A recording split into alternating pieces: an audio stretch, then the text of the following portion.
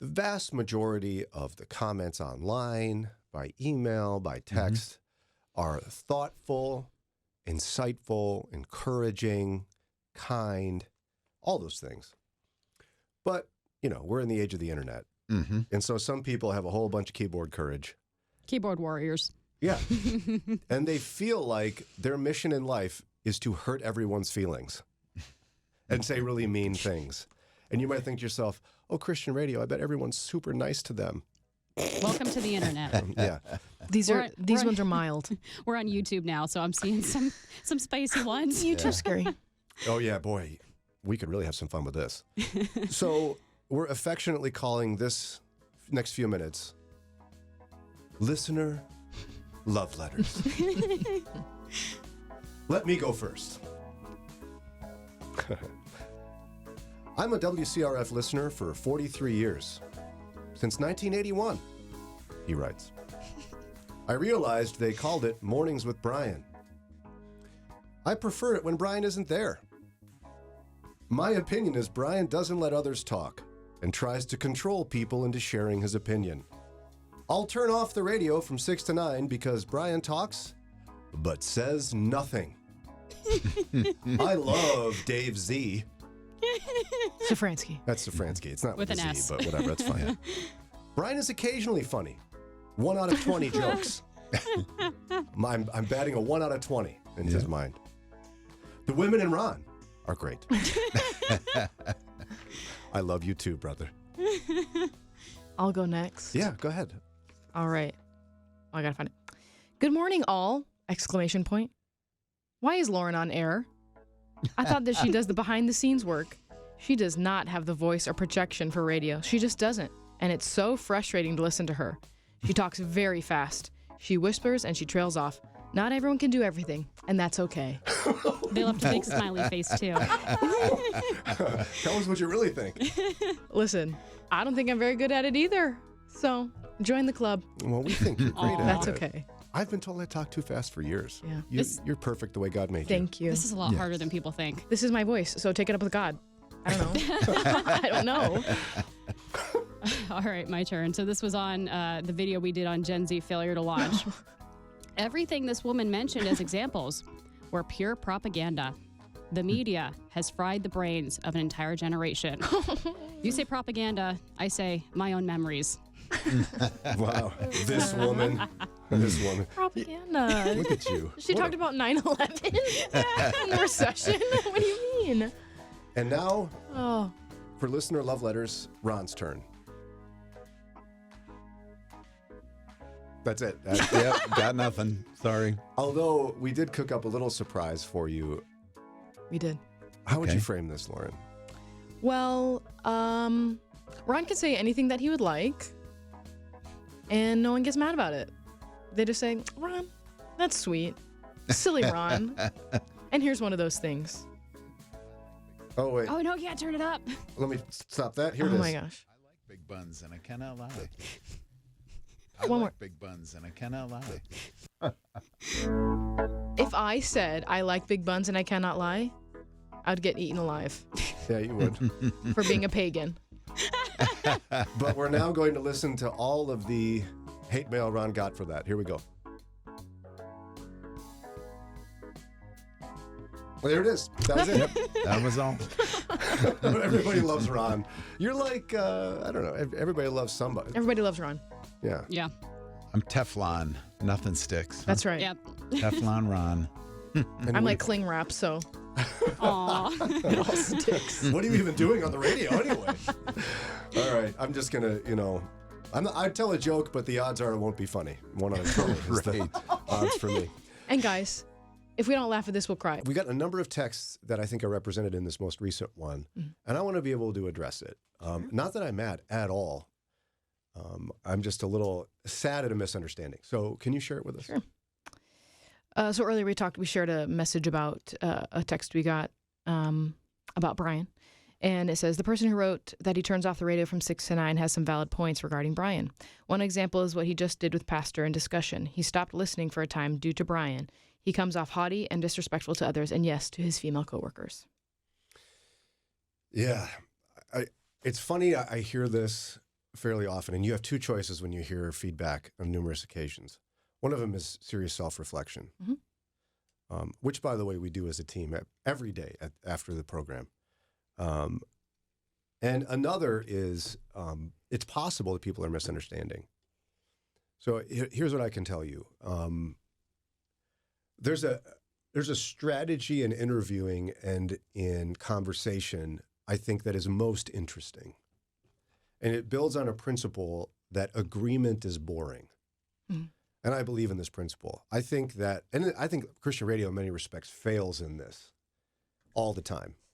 We talk about things that everybody agrees with. It's like, Lauren, isn't Jesus great? Yes. Yes. And that's the end of the conversation. Here's Chris Tomlin. I mean, I'm not inspired by that. I'm not inspired to grow by that. I think agreement is boring. And so one of the roles I serve on our team in the way we do this show is that I want to imagine me picking up a rock, okay? And I'm going to turn it and look at every side of it. And I want all of us together to look at every side of this. What if we're wrong? What if we could view this in a different way?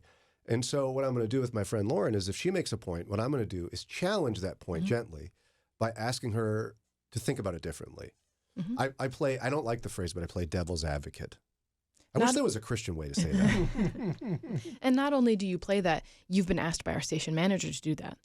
We had a meeting, the four of us and Josh, our station manager, and he said, you cannot always agree. Someone has to be the devil's advocate. Someone has to throw out, even if you don't think that's true, that's not your point of view, you have to throw it out there to get other opinions, to get the conversation going for a listener who that may be their opinion, so that we can talk about their side too. There was one day earlier this week, I think it was Tuesday, Brian, you were really pushing me on a subject. And afterwards I said, hey, thanks for doing that. Because it makes the conversation more interesting and it makes me think deeper and reflect more on my opinions. And you can think that Brian is being disrespectful to his female coworkers. That's me and Daria. You're saying that he's disrespecting me. I do not feel disrespected. No. I'm sorry that it feels like that on air, but I do not feel disrespected by Brian. So please know that. I'm the one it's happening to, so I can say that. We're friends. We're friends. We really are. We're all friends. My house was empty for 3 months. Brian went to my house every week to mow my lawn, to check on my house, to check on my dehumidifier before I moved here. Brian built me a table. Okay, Brian is my friend. He is not disrespectful to us. He's not unkind.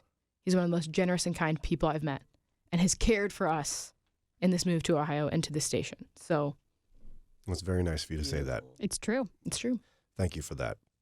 And as part, I'm working on taking compliments better. It's hard. It's hard for everybody. There's part of that, though, that makes me sad, is that for someone to presume that me challenging you to think differently, that you can't handle that. Like when I see these critiques, I go, why do you think so little of my female colleagues? That we can't be pushed. Yes, that you're like fragile little delicate flowers that can't handle someone asking them a hard question. Fragile and delicate is the last thing on the list of what people would describe me as. Personal people in my life. My parents, my husband, my sisters, the last thing.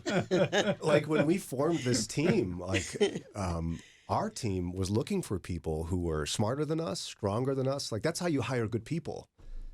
And I mean, yeah. If people saw how we work behind the scenes, it's like, I am not walking around intimidating the women on the team. That's like, if anything, we're intimidating you. That's right. and the other part that I've talked about this a lot, and I've been working on this in my own life, especially when I drive. I have a hard time giving benefit of the doubt when I'm driving.